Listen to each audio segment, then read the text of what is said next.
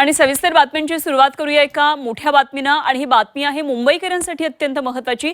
मध्य रेल्वेच्या वाहतुकीचा खोळंबा झालाय। कळवा ते ठाणे रेल्वे स्थानकादरम्यान अनेक रेल्वे गाड्या सध्या थांबलेल्या आहेत आणि कळवा रेल्वे स्थानकात प्रवाशांची मोठी गर्दी झाली आहे। अनेक गाड्या एका पाठोपाठ थांबलेल्या आहेत, त्यामुळे रेल्वेचं वेळापत्रक सध्या तरी कोलमडलेलं पाहायला मिळतंय।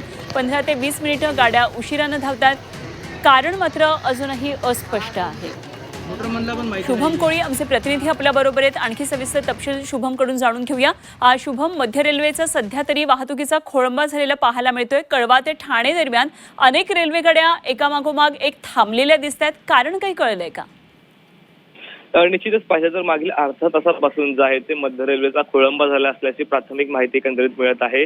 कळवा व ठाणे रेल्वे स्थानकादरम्यान अप मार्गावरती म्हणजे छत्रपती शिवाजी महाराज या टर्मिनस या मार्गाकडे जाणाऱ्या अनेक गाड्या ज्या आहेत ते कळवा ते ठाणे या रेल्वे स्थानकादरम्यान मध्ये जे आहे ते थांबल्याचं चित्र पाहायला मिळते। कारण हे जरी अजून अद्याप अस्पष्ट असलं तरी मोठ्या प्रमाणात वाहतुकीचा खोळंबा झाल्याचं चित्र या ठिकाणी पाहायला मिळतंय।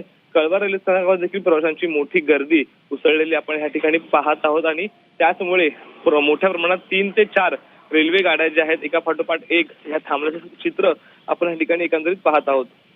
ठीक, शुभम, धन्यवाद दिलेल्या माहितीसाठी आणि अपडेट आपल्याकडून वेळोवेळी जाणून घेत राहू। तुर्तास धन्यवाद। शुभम कोळी आमचे प्रतिनिधी आपल्याबरोबर होते।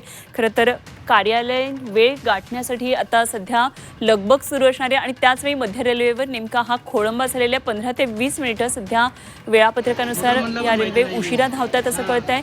तर मध्य रेल्वेची वाहतूक सध्या विस्कळीत झालेली आहे।